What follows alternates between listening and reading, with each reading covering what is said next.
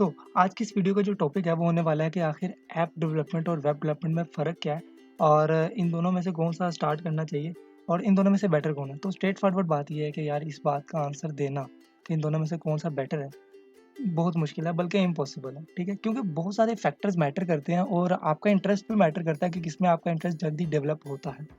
इस वीडियो में मैं 7 ऐसे पॉइंट्स पे बात करूँगा, ऐसे फैक्टर्स पे बात करूँगा जिनके बाद आई थिंक आप लोगों के लिए बहुत ज़्यादा आसान होने वाला है अपनी फ़ील्ड को चूज़ करने के लिए। लेकिन एक बात मैं पहले से कहूँगा कि आप अल्टीमेटली डेवलपर्स ही बन रहे हो। भूल जाओ कि आप वेब डेवलपमेंट कर रहे हो या ऐप डेवलपमेंट कर रहे हो। आप अल्टीमेटली डेवलपर्स बन रहे हो। आप अल्टीमेटली एक कोडर बन रहे हो। तो चलो शुरू करते हैं। इस वीडियो को मैंने 7 फैक्टर्स में बाँटा हुआ है और वो 7 फैक्टर्स हैं सैलरी क्या होनी चाहिए, जॉब अपॉर्च्युनिटीज़ किसकी ज़्यादा है, डिमांड किसकी ज़्यादा है, डिवाइस किसकी कैसी होनी चाहिए, लैंग्वेजेज़ दोनों में से कौन-कौन सी सीखते हैं, ईज़ी स्टार्ट करने में कौन-सी वाली है और बिगिनर्स को कौन-सा वाला स्टार्ट करना चाहिए और एंड पे एक मेरी पर्सनल राय जिसको आप मानो ना मानो वो आप पे, ठीक है? तो जल्दी से शुरू करते हैं वीडियो को। Okay, so factor number 1 is salary. देखो यार एक बात स्ट्रेट फॉरवर्ड अपने ज़हन में डाल लो कि ऐप डेवलपर की सैलरी वेब डेवलपर से ज़्यादा होती है। जी हाँ।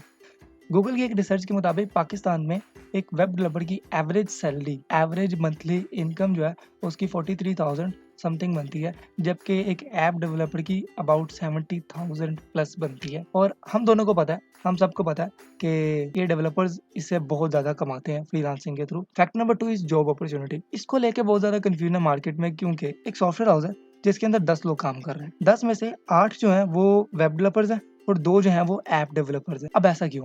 क्योंकि हमारी लोकल मार्केट के अंदर जब कोई बिज़नेस अपना ऑनलाइन करना चाहेगा, तो वो वेबसाइट के तरफ जल्दी आएगा। हमारे यहाँ पे जूतों की मार्केट वाले, कपड़ों की मार्केट वाले, ठेले वाले, इस तरह के जो जो डिलीवरी के नए-नए रेस्टोरेंट्स खुलते हैं, ये अपने बिज़नेस को जब ऑनलाइन करना चाहते हैं, तो ये कभी भी एप्लीकेशन को अफ़ोर्ड नहीं कर पाएँगे क्योंकि वो बनानी महँगी पड़ती है। तो वो क्या करेंगे कि एक फ्रंट एंड डेवलपर को हायर करके अपनी वेबसाइट जो है वो वन पेज वेबसाइट बनवा लेंगे, ठीक है?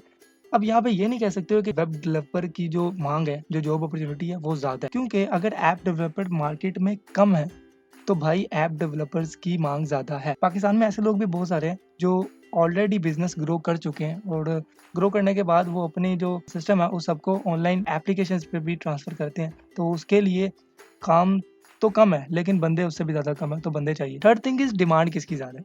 देखो यार सीधी बात है, डिमांड ऐप डेवलपर की ज़्यादा है, ठीक है? क्योंकि मार्केट के अंदर ऐप डेवलपर कम है इस वक़्त, ठीक है? जो हैं वो आप जानते हो वो कैसे हैं, ठीक है? लेकिन एक अच्छे एक स्किलफुल ऐप डेवलपर की जो है माँग अभी भी मार्केट में मौजूद है। Factor number 4 is device. तो देखो यार डिवाइस की अगर मैं बात करूँ तो मैंने जब कोडिंग स्टार्ट की थी, तो मैंने एक i3 प्रोसेसर के साथ एक फटे पुराने लैपटॉप से कोडिंग स्टार्ट की थी, ठीक है? और उस वक़्त मैंने बड़े आराम से बहुत अच्छे तरीके से उस पे एचटीएमएल सीखा, सीएसएस सीखा और जावास्क्रिप्ट भी कुछ किसी हद तक सीखा। तो मुझे नहीं लगता कि डिवाइस का इश्यू आपको आने वाला है वेब डेवलपमेंट सीखने में। लेकिन अगर आप ऐप डेवलपमेंट की तरफ जा रहे हो, तो आपको मिनिमम रिक्वायरमेंट i5 प्रोसेसर की है। क्योंकि इस पे जो एप्लीकेशंस हैं, जो सॉफ्टवेयर्स हैं ऐप डेवलपमेंट बनाने में वो बहुत हाई लेवल के होते हैं और वो रन करने भी मुश्किल होते हैं और आपको डिफरेंट फेज़ से गुज़रना पड़ता है। इसीलिए एक कम i5 से कम का प्रोसेसर जो है वो इतना लोड को बर्दाश्त नहीं कर सकता है। तो अगर आप लोगों के पास डिवाइस अभी अच्छी नहीं है और आप अफ़ोर्ड भी नहीं कर सकते हो एक i5 प्रोसेसर जो कि पाकिस्तानी मार्केट में तकरीबन 40 से 50,000 का आता है। ट मिनिमम 35 में तो वो मिलेगा आपको। तो अगर आप वो अफ़ोर्ड नहीं कर सकते हो और आप के पास एक छोटा लैपटॉप है तो आई विल सजेस्ट यू कि आप वेब डेवलपमेंट से ही स्टार्ट करो। Factor number 5 is languages. देखो यार, अगर आप वेब डेवलपमेंट की तरफ आते हो तो उसका रोड मैप बहुत ही आसान है। वेब डेवलपमेंट को हमने 2 हिस्सों में बाँट दिया है, फ्रंट एंड और बैक एंड। फ्रंट एंड के अंदर आपकी 3 लैंग्वेजेज़ ही आती हैं जिनमें एचटीएमएल है, सीएसएस और जावा है। और उसके बाद आप बैक एंड पे जाके पीएचपी, नोड.जेएस, एंगुलर.जेएस इस तरह की कई लैंग्वेजेज़ को पढ़ते हो और आप एक डेवलपर बन जाते हो। लेकिन ऐप डेवलपमेंट में सीन थोड़े से डिफरेंट है। ऐप डेवलपमेंट के सीन ये है कि इसको भी 2 कैटेगरीज़ में बाँधा गया है लेकिन बिल्कुल ही डिफरेंट, लिंक नहीं करती हैं आपस में। देखो, वेब डेवलपमेंट में हम लोगों ने लिंक किया फ्रंट एंड और बैक एंड को। बननी बेसिकली वेबसाइट ही है। लेकिन ऐप डेवलपमेंट के अंदर 2 हिस्से आ जाते हैं एंड्रॉइड और आईओएस, ठीक है? एंड्रॉइड अगर आप डेवलपर बन रहे हो तो उसके लिए आपको कोटलिन और जावा जैसी मशहूर लैंग्वेजेस को सीखना पड़ेगा। जबकि आईओएस कर रहे हो तो उसके लिए स्विफ्ट और ऑब्जेक्टिव सी ही आपके लिए बेस्ट है, ठीक है? फैक्टर नंबर 6 इज़ के ईज़ी टू स्टार्ट कौन-सा है? देखो यार ऊपर वाले सब पॉइंट को समझने के बाद कोई गधा ही होगा जो कहेगा कि ऐप डेवलपमेंट स्टार्ट करना आसान है।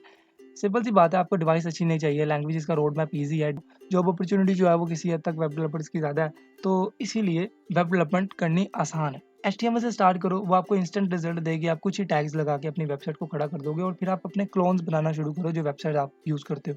सीएसएस को सीखने के बाद आप कोई भी वेबसाइट का क्लोन बना सकते हो। इतने इतने काबिल आप हो जाओगे कि आप क्लोन बना पाओगे। तो यहाँ पे मैं एक और पॉइंट ऐड करने वाला हूँ कि होस्टिंग जो है वो वेब डेवलपमेंट की बहुत आसान है as compared to app development. App development की होस्टिंग भी बहुत मुश्किल है और उसको कोड करना भी इतना आसान नहीं है, क्योंकि वहाँ पे आपको उसको रिस्पॉन्सिव बनाना पड़ता है, ठीक है?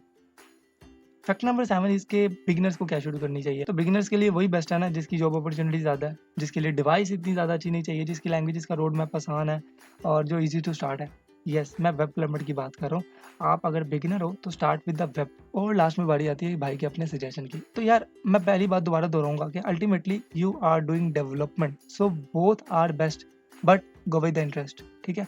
और अगर आप ऐप डेवलपमेंट करते भी हो ना, तो आपको कभी ना कभी वेब डेवलपमेंट भी करनी है। क्यों? क्योंकि जब आप कोई ऐप बनाओगे, तो आप ये ज़रूर चाहोगे कि मेरी ऐप रिस्पॉन्सिव हो, यानी कि लैपटॉप पे भी खुले और मोबाइल पे भी, टैब पे भी वो खुले। तो उसके लिए आपको एपीआई सीखना पड़ेगा और एपीआई वेब डेवलपमेंट का ही पार्ट है।